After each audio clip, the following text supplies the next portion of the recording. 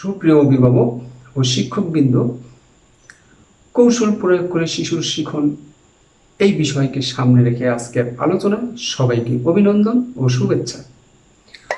আমরা দুটো পর্বে 10টি গাছের নাম ইংরেজিতে শিখব কৌশল প্রয়োগ করে এবং আমাদের শিশুদেরকে শেখাবো।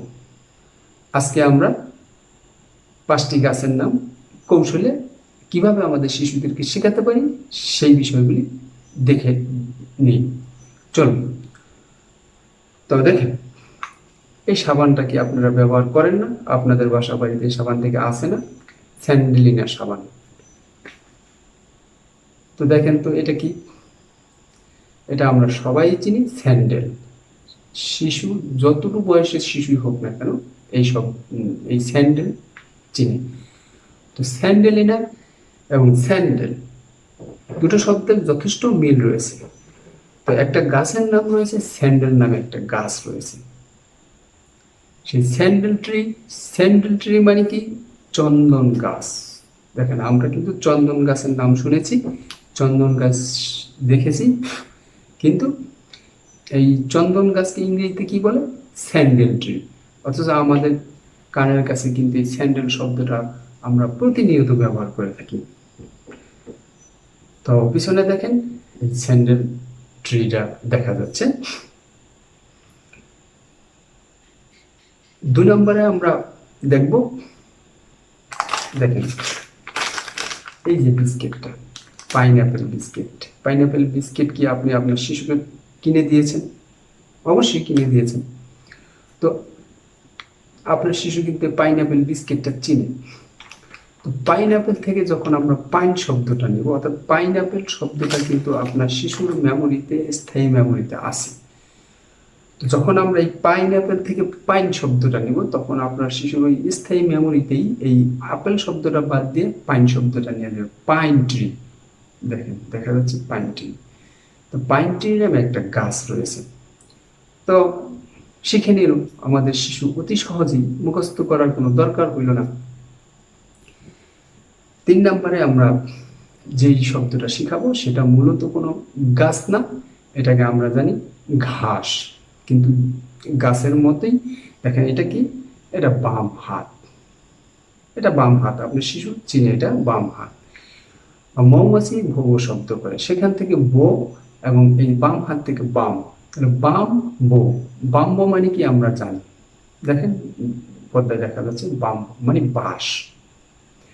তো এই দেখেন, বাম শব্দটা আপনার শিশু এই হাতটা যখন দেখাবেন, তার স্থায়ী মেমোরিতে এই যে বাম শব্দটা আছে, এই হাতের মাধ্যমে তার স্থায়ী মেমোরিতে সেভ হয়েছে। আর মৌমাছিতে বো বো শব্দ করে, সেখান থেকে সেই বো শব্দটা এবং তার স্থায়ী মেমোরিতে সেভ হয়েছে। যখন আপনি বাইরে দিয়ে দেখাবেন বাম এবং বো, তাহলে তার স্থায়ী মেমোরিতে এই দুটো শব্দ এক করে সে অতি সহজেই শিখে নেবে। 3 নম্বরে আমরা যে শব্দটা শিখাবো, পর্দায় দেখেন কি? বট গাছ। বট গাছকে ইংরেজিতে কি বলে? Banyan tree. বেনিয়ান। তো বেনিয়ান কি? এই বেনি শব্দটা আপনার শিশু কিভাবে স্থায়ী মেমোরিতে গ্রহণ করেছে? তার মা, চাচি, খালা তাদের চুলের যে বেনি করে, সেই বেনি দেখে তার স্থায়ী মেমোরিতে কিন্তু এই বেনি শব্দটা আছে। তো এই বেনি শব্দের সাথে আপনি ইংরেজি বর্ণমালায় এন শব্দটা, এন সাউন্ডটা যোগ করেন, তাহলে কি হয়? বেনিয়ান। এন সাউন্ডটা সে জানে, কেননা সে বর্ণমালা শিখেছে বা শুনেছে কোথাও। তাহলে বেনিয়ান ট্রি। তাহলে লেখার সময় আমরা শুধু এন না লিখে এ লিখবো। এ লিখলে বেনিয়ান হয়ে যাবে। তো মূলত সাউন্ড তো এন। তাহলে বেনিয়ান ট্রি একটি গাছের নাম, যাকে বাংলায় বলে বট গাছ। সর্বশেষ আমরা যে গাছটির নাম, ইংরেজি গাছটির নাম শিখব, সেটা হলো, দেখেন এটা কি? একটা ক্যান। Mojo can.